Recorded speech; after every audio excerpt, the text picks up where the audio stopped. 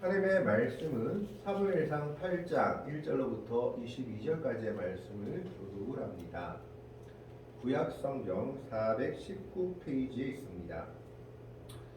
구약성경 419페이지에 있는 사무엘상 8장 1절로부터 22절까지의 말씀 교독합니다.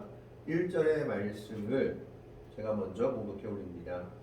사무엘이 늙음에 그의 아들들을 이스라엘 사사로 삼으니 장자의 이름은 요엘이요 처자의 이름은 아비야라. 그들이 브벳셀에서 사사가 되니라.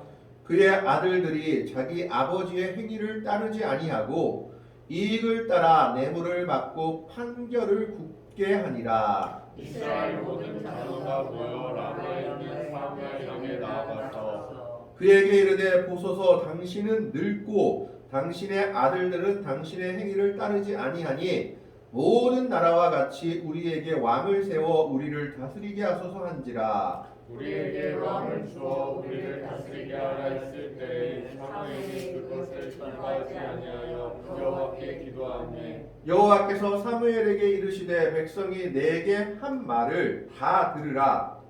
이는 그들이 너를 버림이 아니요 나를 버려 자기들의 왕이 되지 못하게 함이니라. 내가 그들의 머릿속에서 이뤄낸 날부터 오늘까지 그들이 모든 행사로 나를 버리고 다른 신들을 섬김같이 내게도 그리하는도다. 그러므로 그들의 말을 듣되 너는 그들에게 엄히 경고하고 그들을 다스릴 왕의 제도를 가르치라. 사무엘이 왕을 요구하는 백성에게 여호와의 모든 말씀을 말하여 이르되 너희를 다스릴 왕의 제도는 이러하니라. 그가 너희 아들들을 데려다가 그의 병거와 말을 어거하게 하리니 그들이 그 병거 앞에서 달릴 것이며 그가 또 너희 아들들을 추수장과 오십부장을 할 것이며 자기 밭을 가르게 하고 자기 추수를 하게 할 것이며 자기 무기와 병거에 자기도 만들게 할 것이며 그가 또 너희의 딸들을 데려다가 향로 만드는 자와 요리하는 자와 떡 굽는 자로 삼을 것이며 그가 또 너희의 밭과 포도원과 감람원에서 제일 좋은 것을 가져다가 자기의 신하들에게 줄 것이며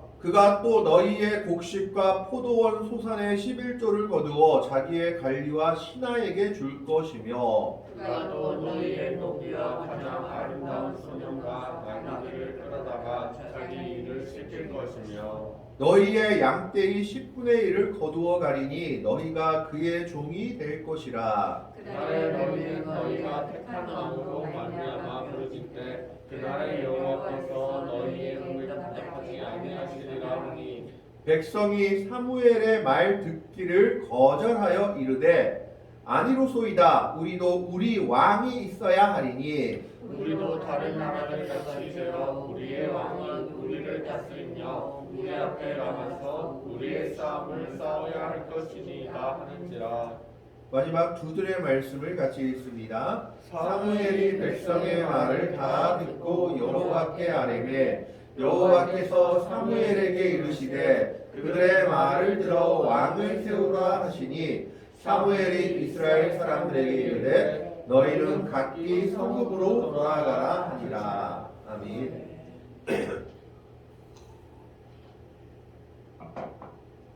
요즘 문제가 되는 내용 중에 하나가 헬리콥터 맘이라는 이런 용어들이 나오고 있습니다. 왜 헬리콥터 맘이라고 하냐면 자녀가 어디를 가든지 따라가서 헬리콥터를 가지고 따라가서 어디 있든지 자식 옆에 붙어 있는 부모가 있다 해서 헬리콥터 맘이라는 별명이 붙었다라고 합니다. 그분들이 하는 모습을 보면 아이들이 오랜만에 이제 코로나에서 풀려서 수학여행을 가게 되는데 그 수학여행을 따라간다고 합니다. 그리고 그 아이들이 묵고 있는 옆에 묵으면서 교사들에게 이것저것을 요구해서 교사들을 난감한 상황에 빠뜨리는 경우가 있다라고 합니다. 심지어 이런 부모들이 군대까지 따라가서 아이들이 훈련하는 것까지 참관하려고 하는 그런 모습을 보인다고 하는 모습을 보게 됩니다. 아마 부모라는 그런 모습 때문에 자녀에 대해서는 이성이 마비되는 것 같습니다. 오늘 본문의 사무엘도 약간 그런 모습으로 나타나고 있습니다. 1절의 모습을 보면 사무엘이 나이가 늙으니까 그 다음 사사가 나타나지 않자 자신의 아들들을 이스라엘의 사사로 삼았습니다. 성경에서 사사라고 하는 사람은 판관을 이야기합니다. 즉 재판관이 사사입니다. 그래서 옛날에 사사기를 판관기라라고 이름 붙이기도 하였죠. 이 당시 이스라엘 사사의 가장 중요한 업무 중 하나가 이스라엘 백성들의 재판을 업무하는 일 중에 하나였습니다. 그래서 공정한 재판을 해야만 했던 겁니다. 그렇기 때문에 성경을 보면 사사직은 절대 세습되는 직이 아니었습니다. 사사는 하나님이 세우신 사람이 사사가 되는 것을 사사기를 통해서 보게 됩니다.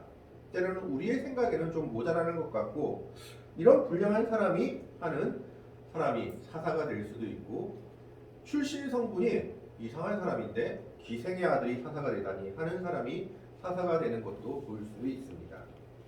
하지만 그 사사의 원칙 중에 하나가 뭐냐? 절대 세습은 없었다라는 겁니다. 성경에서 세습을 인정하는 것은 단 하나, 제사장 역할만 자녀들에게 세습을 인정하고 있습니다. 그러나 그 제사장 역할도 지금의 목회자의 역할과는 다릅니다. 제사를 드리기 위한 것이 주된 것이었죠. 성경은 세습에 대해서 그렇게 긍정적인 인식을 갖고 있지 않습니다. 사무엘은 자신의 앞에 엘리 제사장의 모습을 보았습니다. 엘리 제사장이 사사로 세웠다가 자신의 아들들을 그의 뒤를 잇는 사사로 세웠다가 그 아들들 때문에 이스라엘이 멸망할 뻔한 사건이 일어났습니다. 그 제사장의 아들 엘리 제사장의 아들들은 홈리와 비느하스로서 제사를 멸시하고 하나님을 멸시하고 성전에서 하지 말아야 될 일들을 행했다가 블레셋에게 대패를 당하고 법궤까지 빼앗기게 됩니다.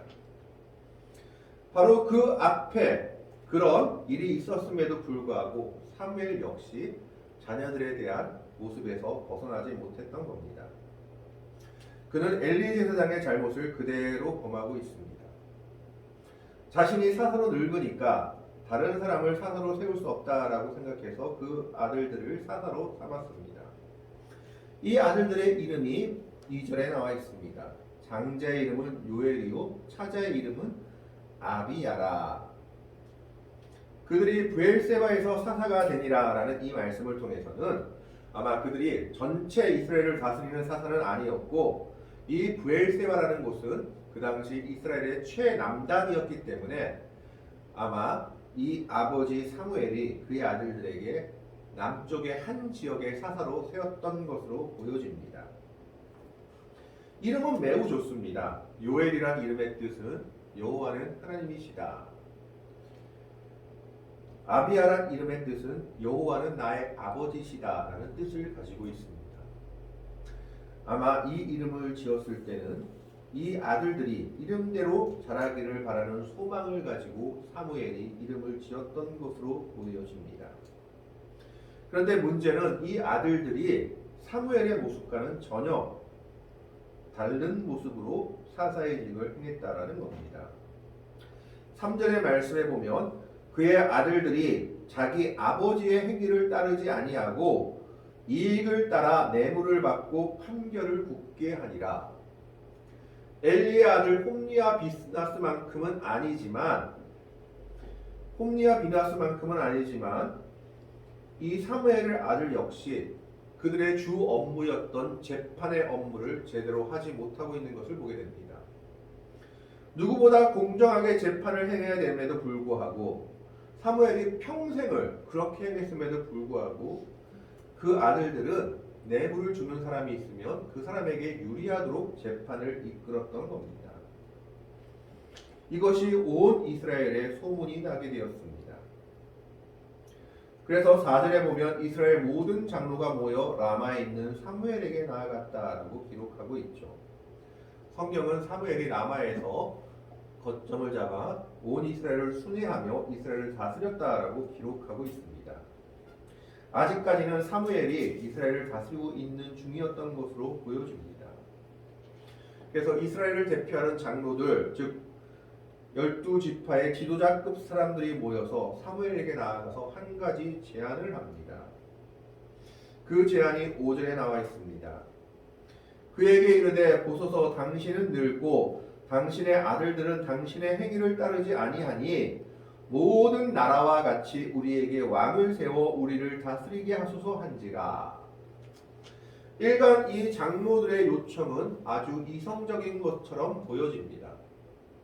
당신의 아들들이 제대로 못하니까 우리에게 왕을 주십시오라고 요청하고 있는 겁니다. 그러나 여기는 한 가지 문제점이 있습니다. 왜냐하면 그 아들들이 제대로 못했다면 그 아들들을 물러나게 하는 것까지는 타당합니다. 그렇다면 그들이 요구해야 될 것은 다른 사사를 세워주셔야 합니다라는 요구가 마땅했습니다.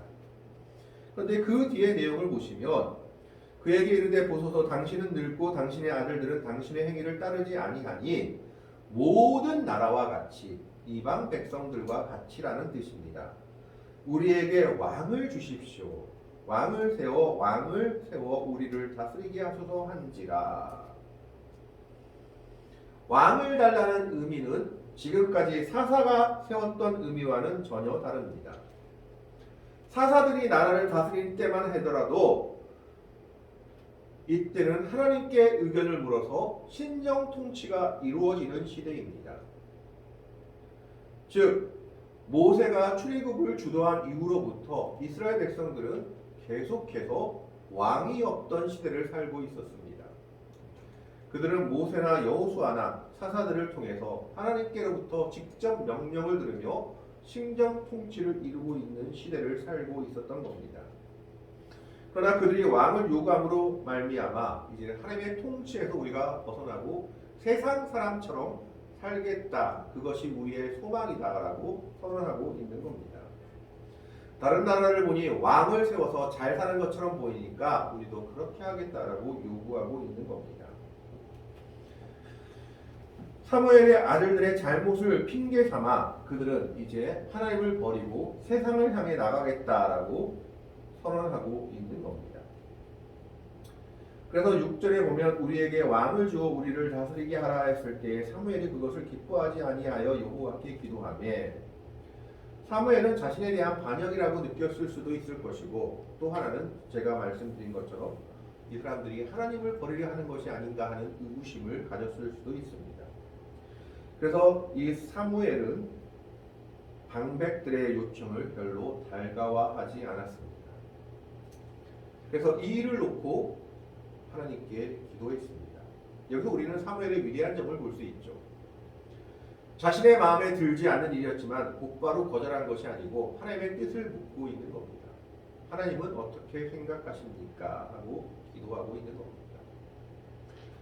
모세의 모습과 이스라엘 백성들의 모습에서도 가장 차이가 나는 것이 바로 이 모습이었습니다. 어려움이 닥쳤을 때 이스라엘 백성들은 원망과 불평만 했지만 모세는 그때마다 하나님 앞에 나와 기도하고 엎드렸습니다. 이것이 지도자와 하나님 앞에 선 지도자와 아닌 일반 백성들의 모습의 차이인 겁니다. 그래서 사무엘은 이것이 마음에 들지 않았지만 하나님께 기도하여서 하나님의 답을 구했습니다. 그때 하나님께서 이렇게 대답하십니다. 7절 8절에 이런 말씀을 하고 계십니다. 여호와께서 사무엘에게 이르시되 백성이 내게 한 말을 다 들으라. 마음에 들지 않지만 백성이 한 말 들어주겠다라고 선언하고 있습니다. 그러면서 그 뒤에 이렇게 얘기합니다. 이는 그들이 너를 버림이 아니요 나를 버려 자기들의 왕이 되지 못하게 함이니라. 하나님이 이스라엘 백성들이 왕을 요구한 것을 하나님을 버린 사건으로 기억하고 있는 겁니다. 이스라엘 백성들은 출애굽 시기부터 계속해서 왕을 요구했습니다. 그래서 신명기 17장 14절에서 20절에는 왕에 대한 내용들이 있습니다. 아직 광야 생활을 하고 있는 그 당시 쓰여진 모세오경에 너희가 혹시 그 땅에 들어가서 왕을 구하게 되거든 제발 이런 왕을 세워라 라고 얘기하고 있죠. 그 내용이 무엇이냐? 지혜로운 사람, 하나님 잘 믿는 사람, 그리고 너희 민족 중에서 세워야 된다. 이스라엘 백성 아닌 사람 왕으로 세우지 말라 라고 얘기하고 있는 겁니다. 그리고 군대나 정치적으로 모든 일을 해결하려고 하는 사람은 세우지 말라라고 얘기하죠. 후에 열왕기서나 역대상을 보면 이 모든 일들이 하나도 지켜진 것이 없게 됨을 보게 됩니다. 뿐만 아니라 이스라엘 백성들은 계속해서 왕을 원했는데 사사기 시대에도 보면 기드온 시대 때 미디안을 기드온이 물리치자 이스라엘 백성들이 이렇게 얘기하죠. 당신이 우리를 다스려 주시오. 당신의 아들과 손자도 우리를 다스리십시오. 그때 기드온이 이렇게 얘기합니다. 우리 가족은 너희 안 다스린다. 하지만 하나님께서 다스릴 것이다. 그러나 그 후에 첩의 아들이었던 여룻바알이 왕이 된 것을 성경은 기록하고 있습니다. 이스라엘 백성들은 계속해서 왕을 요구했던 겁니다. 이 모습에 대해서 8절에 뭐라고 얘기하고 있냐 하면 하나님께서 내가 그들을 애굽에서 인도하여 낸 날부터 오늘까지 그들이 모든 행사로 나를 버리고 다른 신들을 섬긴 같이 내게도 그리하는도다. 왕을 요구하는 것은 하나님을 버리고 우상을 숭배하는 모습과 같다라는 겁니다. 왜냐하면 이스라엘 백성들이 왕을 요구하는 이유는 이제 하나님 말씀 듣기 싫고 우리 뜻대로 한번 왕 세워서 다른 나라들처럼 살아보고 싶다라는 의견의 피력이었기 때문입니다. 그럼에도 불구하고 하나님은 백성들의 요구를 내치지 않으십니다. 그게 하나님의 사랑이죠. 비록 잘못된 요구였음에도 불구하고 그럼 너희들이 한번 하고 싶은 대로 해봐라. 그러나 그 결과는 너희가 책임져야 될 것이다 라고 얘기하고 있는 겁니다. 그러면서 왕의 제도에 대해서 이야기해 줍니다. 9절에 그러므로 그들의 말을 듣되 너는 그들에게 엄히 경고하고 그들을 다스릴 왕의 제도를 가르치라 라고 얘기하면서 10절부터 18절까지 왕의 제도가 어떠한지에 대해서 얘기합니다. 여러 가지 내용들이 다 나오지만 결국 그 내용은 한 가지로 귀결될 겁니다. 너희 가장 좋은 것을 왕이 다 뺏어갈 것이다. 너희 아들, 딸들을 왕의 종으로 삼을 것이다. 그래도 좋으면 왕을 세워라 라고 얘기하고 있는 겁니다. 그러면서 18절에 이렇게 얘기합니다. 그날에 너희는 너희가 택한 왕으로 말미암아 부르짖되 그날에 여호와께서 너희에게 응답하지 아니하시리라 하니 왕 때문에 고통받아서 너희가 기도해도 그때는 하나님 너희 기도 안 들으실 것이다. 너희가 왕 달라고 하지 않았느냐? 그 왕에 대한 책임은 너희가 져야 된다라고 얘기하고 있는 겁니다. 이스라엘 백성들의 역사를 보면 왕으로 인해서 너무나 많은 고통을 당한 역사들이 있습니다. 그것은 그들의 몫이었던 겁니다. 이렇게 왕의 제도라는 것이 얼마나 그들을 올가매는 제도인지를 설명하고 지금이 너희들에게 얼마나 자유로운 것인지를 설명하고 있지만 이미 이스라엘 백성들의 눈과 귀는 멀었습니다. 그래서 19절에 이렇게 얘기하고 있습니다. 백성이 사무엘의 말 듣기를 거절하여 이르되 아니로소이다. 우리도 우리 왕이 있어야 하리니 20절 말씀에 이렇게 얘기하고 있습니다. 우리도 다른 나라들 같이 되어 우리의 왕이 우리를 다스리며 우리 앞에 나가서 우리의 싸움을 싸워야 할 것이니이다 하는지라. 계속해서 나오는 단어가 있습니다. 우리. 그들은 이미 하나님 앞이라는 것과 하나님을 위한 것이라는 생각은 완전히 사라져 있습니다. 우리 것, 내 것. 아마 이 장로들은 그 대표자들은 자기들이 지켜야 할 것들이 많은 사람들이었던 것으로 보여집니다. 그들은 지금 하나님 것이라는 개념은 전혀 없고 우리 것, 우리 왕, 우리 싸움이라고 얘기하고 있죠. 20절 한 절에도 보면 우리도 다른 나라들 같이 되어 이방 나라들 같이 되어 우리의 왕이 우리를 다스리며 우리 앞에 나가서 우리의 싸움을 싸워야 할 것이니이다 한지라 5번이나 나옵니다. 지금 그들의 중심은 자기 자신, 우리인 겁니다. 내가 가지고 있는 것을 지키기 위해서는 왕이 필요합니다. 하나님보다는 세상의 왕이 더 우리에게 필요하다라는 겁니다. 다른 이방 나라들처럼 세상에 왕을 세워서 우리 것을 지켜야겠습니다. 그럼 하나님 필요 없습니다. 그러기 위해서는 하나님도 버릴 수 있습니다라고 말하고 있는 겁니다. 그들이 가진 것에 눈이 멀어서 그들이 가진 것을 지키고자 그들은 하나님을 버리고 우상을 섬기는 것과 똑같은 왕을 구하는 잘못을 범하고 있는 겁니다. 그들의 눈에는 지금 하나님이 있는 것이 아니라 그들이 가지고 있는 것, 그들이 지켜야 할 것들이 더 중요했던 겁니다. 그래서 그들은 사무엘에게 우리도 우리 왕이 있어야 하리니 우리도 다른 나라를 같이 되어 하나님의 택하신 백성들이 다른 나라를 같이 되기를 원한다라는 겁니다. 우리의 왕이 우리를 다스리며 우리 앞에 나가서 우리의 싸움을 싸워야 할 것입니다 하는지라. 이미 그들은 하나님을 버리고 자기 것을 지키겠다라고 지금 선언하고 있는 겁니다. 사무엘이 이 백성의 말을 다 하나님께 그대로 아뢰고 있습니다.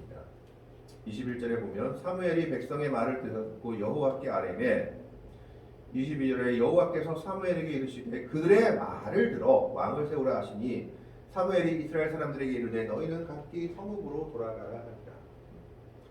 잘못된 결정이었지만 하나님은 그 결정을 수용하여 주고 계십니다. 인간의 자유를 침범하고 계지 않으신 것이죠. 그래서 사무엘에게 뭐라고 얘기합니까? 그들의 말을 들어줘 왕을 세워라.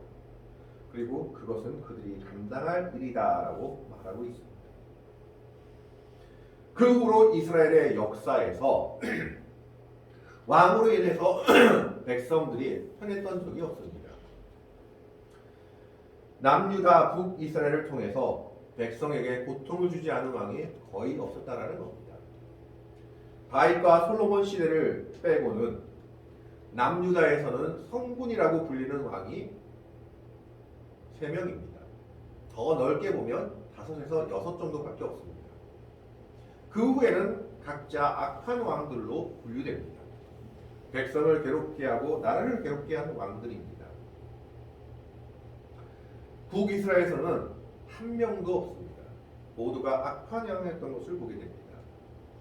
자신의 것을 지키기 위해서 왕을 구했지만 오히려 그들의 것을 빼앗아가며 그들을 더 옥죄며 힘들게 했던 것이 왕의 제도였다는 것을 성경은 보여주고 있습니다. 그들은 그들의 것에 그리고 그들이 가지고 있는 것에 욕심에 눈이 멀어 하나님을 버렸습니다. 그 결과는 너무나 참혹했던 것을 성경과 역사가 우리에게 보여주고 있습니다. 오늘 우리도 이스라엘 백성들과 같이 우리가 가진 것과 또 세상과 재물에 눈이 먼다면 이스라엘 백성들의 모습과 같이 잘못된 선택을 할 수 있다는 것을 생각해야 됩니다. 그들은 우리의 것이 너무나 중요했기 때문에 하나님은 필요 없었습니다. 하나님보다는 이방 사람들처럼 왕을 뽑아서 우리의 것을 지키는 것이 더 중요했던 겁니다. 그러나 그들이 뽑은 왕은 오히려 그들을 괴롭게 하는 존재가 되었던 것을 성경이 역사가 증명하고 있습니다. 그들은 왕을 구한 것이 아니라 하나님을 버린 것이요 출애굽 시기부터 계속해서 한 것처럼 우상을 섬기는 선택과 같은 선택을 하게 된 것입니다. 그래서 하나님께서 사무엘을 통해서 한 번 더 기회를 주십니다. 왕이 이런 제도다. 이렇게 엄하고 너에게 별로 득이 될 것이 없다. 그래도 이미 눈이 벌어버린 그들은 사무엘의 말을 거절해버리죠. 아니로소이다 우리도 우리 왕이 있어야 합니다. 20절 말씀처럼 우리도 다른 나라들 같이 되어 우리의 왕이 우리를 다스리며 우리 앞에 나가서 우리의 싸움을 싸워야 할 것이니이다 하는지라. 싸움의 개념이 완전히 바뀌어버립니다. 그 전까지는 이스라엘 백성들의 싸움은 하나님의 싸움이었습니다. 하나님이 함께 하시면 이기는 성전이었던 겁니다. 그런데 그들이 이제는 그 싸움을 우리의 싸움으로 바꿔버립니다. 하나님을 버린 모습을 온전히 보고 있는 겁니다. 결국 그들은 역사를 통해서 성경을 통해서 그들의 선택에 대한 보응을 받게 됩니다. 아합 왕 때, 여호람 왕 때 얼마나 그들이 고통을 겪었습니까?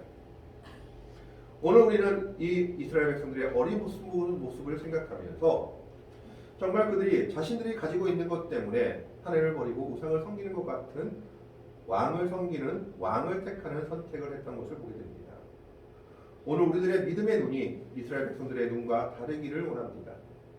내가 가진 것 때문에 세상을 동경하며 또 물질적인 이익과 세상의 권세 때문에 세상을 따르려는 모습들은 결국 하나님의 백성들에게는 잘못된 결과로 그리고 책임져야 될 아픔으로 다가올 수 있다라는 겁니다. 하나님의 백성들에게 가장 복된 길은 하나님께서 다스리시는 겁니다. 하나님의 다스림을 따라 사는 것이 그리고 하나님의 인도를 따라 사는 것이 하나님의 백성들에게 가장 복된 길입니다. 우리의 것을 위해, 우리를 위해, 내 것을 위해 사는 것이 아니라 하나님의 영광을 위해, 하나님의 뜻을 위해 사는 것이 우리에게 가장 복되고 아름다운 길이라는 것을 오늘 어리석은 이스라엘 백성들의 모습을 통해서 우리에게 보여주고 있습니다. 우리의 것을 위해 하나님을 버린 어리석은 이스라엘 백성들이 아니라 오늘 그들의 모습을 살펴보면서 오늘 우리는 온전히 하나님의 뜻에 순종하며 나아갈 수 있는 하나님의 영광을 위해 살아가는 복되고 아름다운 성도들이 되시기를 주님의 이름으로 간절히 축원합니다. 기도하겠습니다. 하나님, 오늘은